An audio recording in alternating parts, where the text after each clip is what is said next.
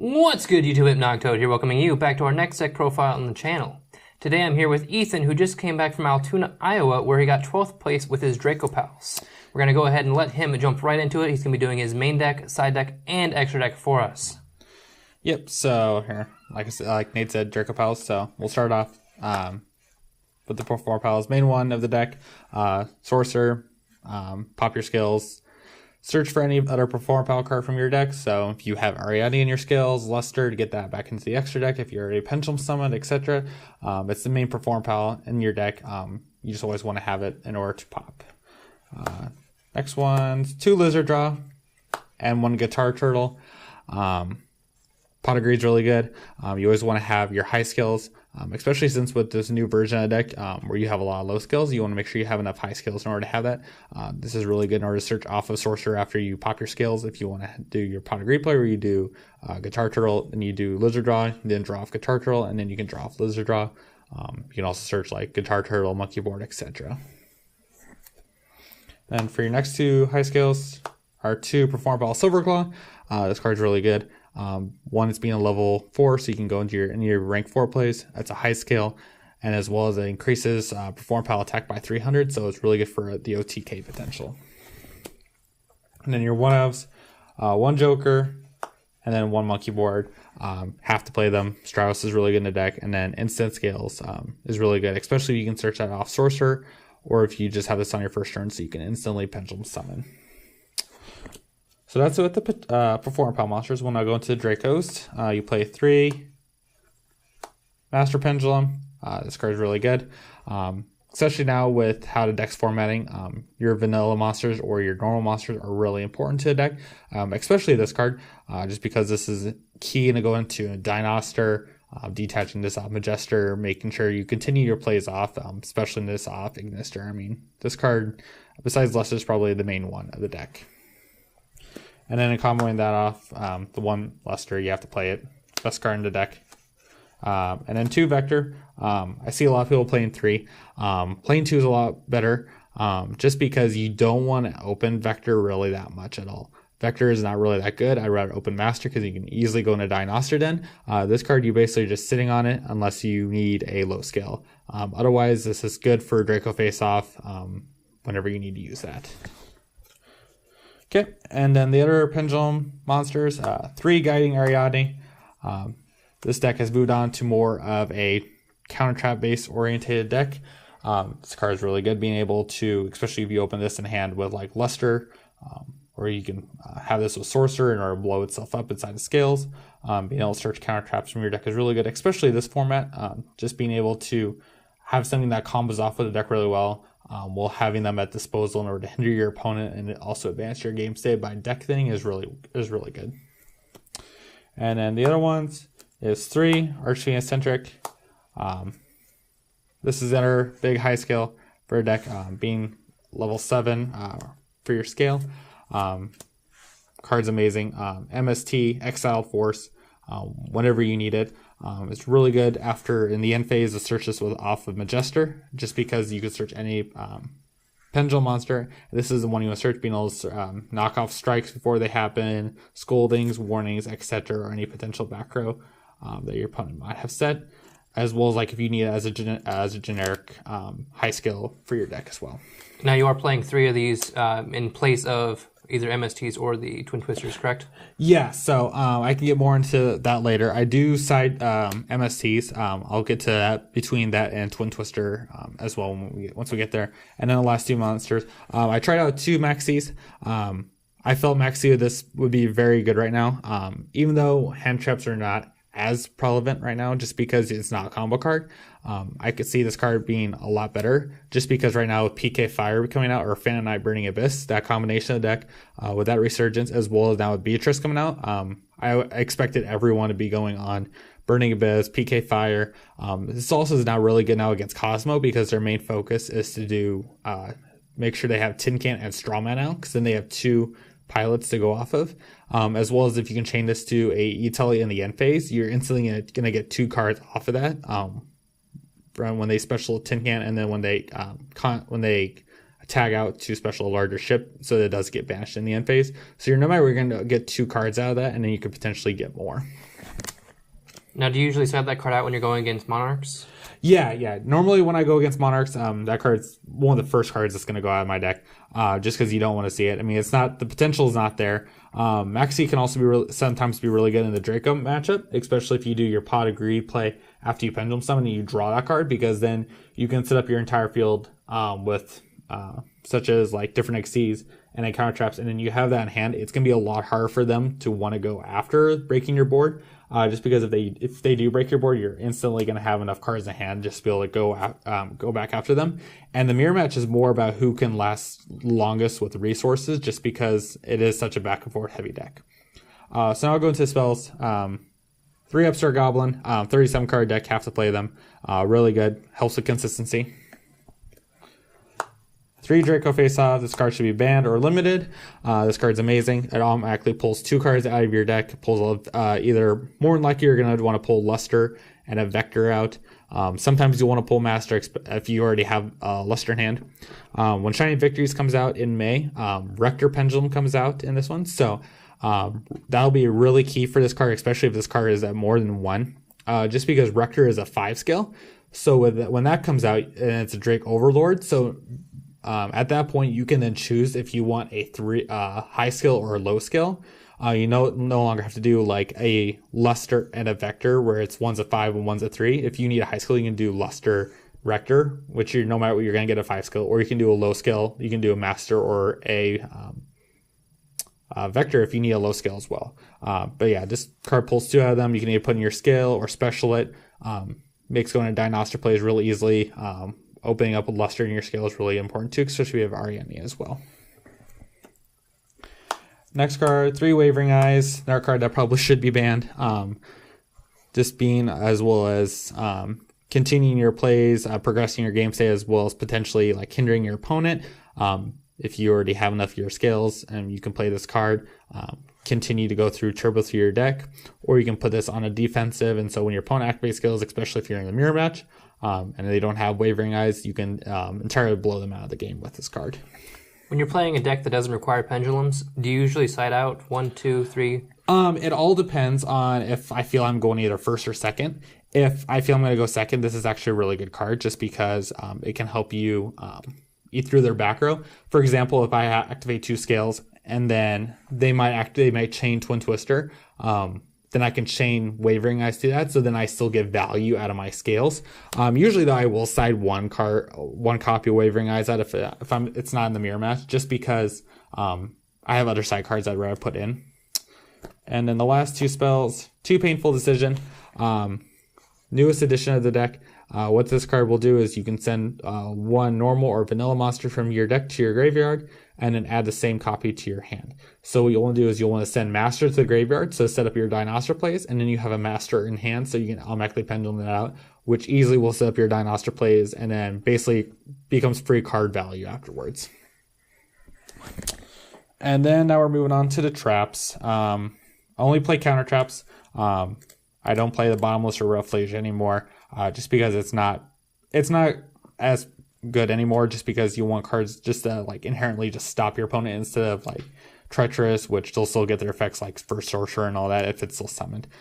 Same with Bottomless. So start off with 2 Solemn Scolding, 1 Warning, 1 Strike, and then 1 Chaos Trouble. And so I'll explain all these. So I was originally playing 3 Strike, and then I cut it down to 2, especially after the like amount of Monarchs I was seeing. I then introduced the Chaos Trap Hole as another option, just because this hits almost 90% of the meta right now. The only deck it does not hit is Mermail, and that's about it. Otherwise, this card is basically in some ways just another warning, just because it hits, you pay 2,000 and negate the sum of light or dark, and then you banish the card. So instead of it going to the grave, you actually banish it altogether. So against Monarchs, against Erebus, etc., you want to banish the Erebus. You don't want to let it get engraved, because then you can just keep re-adding it to hand and just re-looping it, and it's really annoying. So with the Scolding, so that's with those 2. So the Scoldings, probably my favorite counter trap of them all. Going against any deck, if I don't know what it's playing against. If I have the Ariadne play, what I'll normally do is I reveal Scolding and Warning. This combination right here, just because they're either going to add a Warning to hand, which will can literally stop anything, any summon of any monster, or they're going to add Scolding to hand, which basically in some ways is a Solemn Judgment. Just being able to negate anything for 3k. In a lot of ways, this is more or less Judgment because back in like 2010, etc., when Judgment was still legal, they'd set this one instantly. Sometimes you'd be forced to flip it and then automatically pay 4k. And this is 3k right here, basically have a Solemn Judgment. And it's a searchable judgment that I can use. So most of the time they'll either give me this one. Sometimes they'll have people give me Warning. But more than likely they'll give me a Scolding, and it's actually a huge advantage for me because if I can set up a field and then set one Scolding, that's going to put an insane amount of pressure on them, and more than likely it's going to make their entire hand fizzle out, and then I'll just kill them on the next turn. So Scolding was the MVP of the counter traps besides Chaos Trapple. Chaos Trapple just hits everything, and I mean, there's nothing more to say about it. It's just really good. Okay, on to the extra deck. Extra deck, okay. All right, so we'll go through our extra deck. We'll start off with the Draco Slayers, 2 Dinoster. Being able to contact views into this, make sure you put your resources back into the extra deck instead of the graveyard is really important, especially with pendulum monsters, just because you want to be able to keep resetting them out. By pendulum summoning, this card protects your scales, lets you summon a Draco Slayer from your graveyard. Along with all the other Draco Slayer extra deck monster, it just continues basically just to loop the entire Draco Slayer engine, which is really important with this deck, just because it creates so much free advantage. You wouldn't even think about it. Plus, it's a level 8, which we'll get into that later on with this as well. And then you play 3 Ignister. Ignister is the main one of the extra deck right now. Non-targeting removal is absolutely insane with this card. Being able to special out a free Draco Slayer literally from your deck, as well as synchro summoning, just so then you get your resources again back into the extra deck. Just being able to continuously using Lusters, bringing that out. And then, yeah, just specialing them out, being able to target them or target one of your scales, like if you have an Ariadne scale, shuffle a card and then search with Ariadne, etc. And those will just continue in your place. And it's an 8-star, just like Dinoster. And then last two, we have 2 Majester. Majester is probably, I would say, one of the more important ones of this combination. Dinoster is probably the least important, but this one is probably second to Ignister. Just because you can overlay 2, such as you can overlay a Master with that, and then you can search in the end phase for any pendulum monster. So you can search for Archfiend Eccentric, that Lone Monkey board if you don't have it, that Joker. Anything you need with this card, you can search it in the end phase. You can also detach one to special a Draco Slayer from the extra deck. So the common play is you'll overlay a Master and another pendulum monster with this. You'll detach the Master to the graveyard, so you have a Master engrave. Special a Lustra, and then you can contact fuse with a Luster with another card, and then go into Dinoster, and then Dinoster can special out that Master again. Basically, it's an entire free loop right there with that. So yeah, those are the Draco Slayer extra deck monsters. Huge with them. And then, as I was saying, with the Dinoster and the Ignister, you can, after you're finished with them, you can overlay them into this card. This card's the newest edition lineup. I used to play Felgrand. This card is in 10 times better. I mean, this has 3 effects almost in one. First effect, you can negate the activation of a spell card or a spell effect, and if you do, equip it to this card. So it doesn't send to the graveyard, which is really good right now, especially in the Monarch matchup, because they can go Pantheism, and I'll say, okay, cost, and they have to send one to the grave, and then I can take it with this card, so they automatically don't have the Pantheism engraved. They don't get a draw 2, and they already discard 1. So instantly they're negging 2, and they won't be able to search, which is really important for that matchup. This stops Twin Twister, Draco Face-Off, Pantheism, Dark Hole Raigeki, etc. And then the next couple effects, you can, during battle phase, one of your Xyz monsters is attacked, you can detach from this card, and then automatically go to damage calculation, so you entirely avoid the damage step, so you avoid the effects of Honest, any stat changing effects, you automatically bypass all that and just automatically go to damage calculation, and they have to attack this card. So automatically they're attacking a 3000 meter. And then if any of your Xyz monsters is destroyed, you can add that monster's attack to any of your other Xyz monsters. So example, if I have a Majester that was destroyed, it has 1850 attack, I can add 1850 attack to Hope Harbinger, and it becomes 4850 permanently. Wow. Which is huge. Yeah, like, I mean, this card's insane. Like, instantly can start locking out your opponent. The next combination, one Utopia, and then one Utopia Lightning. Just another out. I mean, 5k Armades. I mean, what's not to like about that? If you're going against Cosmo, if they get rid of all your Ignisters, you can bring out this guy, and then you can just knock over their ships, and then they don't get their graveyard effects just because it has that Armades effect. You can get over really anything, get over Magnus, etc. And then the generic rank 4s, one Castell, newest edition, one Giant Hand. Since Giant Hand came out in gold, why not would you want to play it? This card opens up a lot of plays alongside with Hope Harbinger.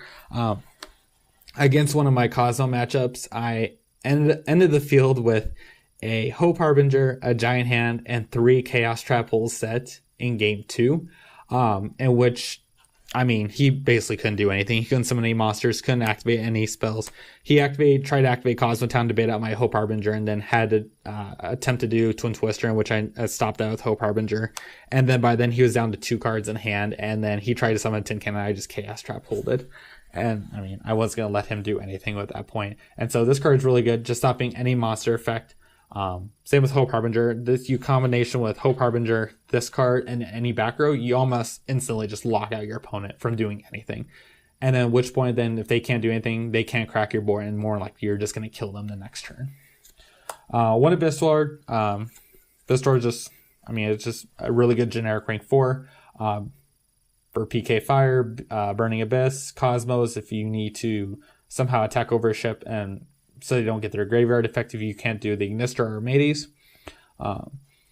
One Diamond Dire, deal a problematic back row, any problematic card before you Pendulum Summon. So if you need to deal with a strike before you Pendulum Summon out, you can just go Diamond Dire into that. And then King of the Fair Limbs, I've seen some people are starting to cut this. I thought about it. It's still really good though, because I mean, with the deck, since you're playing 3 Master, 2 Vector, 3 Ariadne, and all that, that is a lot of low scales, and sometimes you need to search your high scale. And this card can help you do that, just because you can search that Lizard Draw, have that 6 scale, so you can Pendulum Summon all your monsters out. So that's the extra deck. And then we'll go on to the side. So I try to move on in terms of how I want to set this all up for the extra deck or side deck. So one Gamma Seal, getting over Magnus, getting anything over problematic. One Raingoat, just so I have an out to the Monarch FTK deck, so I don't automatically die to it.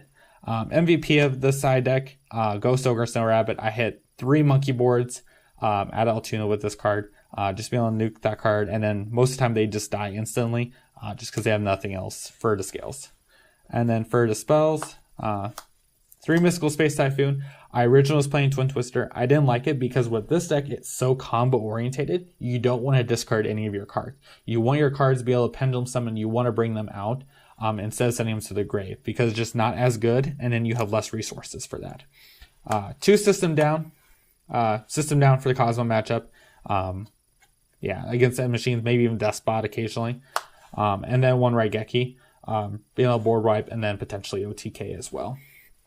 Or if you can make Abyss Dweller, and then you do Raigeki on Cosmos, Burning Abyss, etc.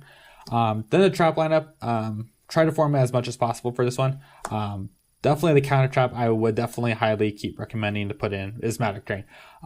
Especially against Monarchs. I did this round 5 when my opponent and I were both undefeated at that point. He flipped over Pantheism, I flipped over Magic Drain. So he had a discard for cost for Pantheism, and then had to discard another card just to get Pantheism's effect. So instantly, instead of just going that +1 or +2, he's instantly going to go even or even -1 if he doesn't have that option. And it's a counter trap, so it's searchable. 2 Master Restricts, again, Monarchs, making sure they can't do anything. If you can make this Hope Harbinger, it's pretty much a win, because then they can't Twin Twister or MST that away. And then the side deck MVP of definitely was 2 Chaos Trap Hole. If I was going against Monarch, Cosmo, anything like that, I would side out Strike. I might side out a Scolding, or even potentially a Warning or anything else, and put these 2 in. because especially against Cosmo, so striking a pilot when it activates effect to banish is really good. But what I wanted to do is they can activate their effect by banishing the pilot. But I want also something to stop the ship, so I'm fine with them bringing out the ship as long as I can banish that as well, because then instead of leaving the ship in hand and potentially they can summon another pilot and then tag out for the ship, I'm getting rid of the pilot and the ship at the same time, so that's less resources in their hand, less things to go off of. Same way, hits monarchs, hits everything. Basically, it's like I said, 90% of the meta. Awesome. Well, thank you so much, Ethan, for allowing us to profile your deck for you. This was a bit of a longer profile, but definitely good with all the explanations. But hopefully everybody will enjoy it. And if you do have any recommendations for Ethan, if you see anything he could possibly change to make it better, or if you have any questions for him about the deck that he could possibly help you out with, be sure to let us know down in the comment section below. But until next time, guys, thank you so much for watching. Once again, this is Ethan's deck profile from the Altoona, Iowa regional, where he got 12th place with Draco Pals.